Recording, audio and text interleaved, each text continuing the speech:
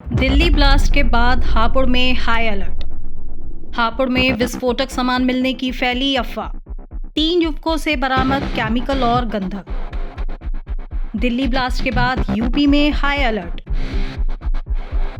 SP ने चप्पे चप्पे पर पुलिस फोर्स की तैनात।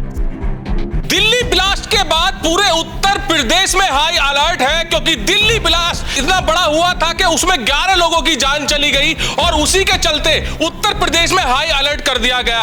और हाई अलर्ट कुछ इस प्रकार है कि हापुड़ कप्तान कुंवर ज्ञानंजय सिंह और पुलिस टीम चप्पे चप्पे पर निगरानी रख रहे हैं, तो वहीं पर चेकिंग अभियान भी चल रहा है। वहीं पर एसपी जब चेकिंग कर रहे थे तो वहां पर एक गाड़ी की चेकिंग की गई जिसमें हाइड्रोफ्लोरिक एसिड मिला और वो शोएब उसको दिल्ली से हापुड़ लेके आ रहा था। बताया तो उसको विस्फोटक गया था, क्योंकि सोशल मीडिया पर जो खबर चली थी एसिड पकड़ने के बाद वो बताया गया था कि विस्फोटक पदार्थ पकड़ा गया है, मगर वो विस्फोटक पदार्थ है ही नहीं, क्योंकि जानकारी के अनुसार पता चला शोएब काम करता था, शीशे का गिलास का काम करता था और जो हाइड्रोफ्लोरिक एसिड है उसको शीशे को काटने में प्रयोग में लेता था। मगर जब चेकिंग के दौरान वो एसिड पकड़ा गया तो ये पूरी की पूरी खबर कुछ आग की तरह इस तरह फैल गई कि दिल्ली ब्लास्ट के बाद हापुड़ में केमिकल पकड़ा गया है, विस्फोटक पकड़ा गया है, मगर ऐसा कुछ भी नहीं है। तो वहीं पर दूसरा मामला चेकिंग के दौरान तब आया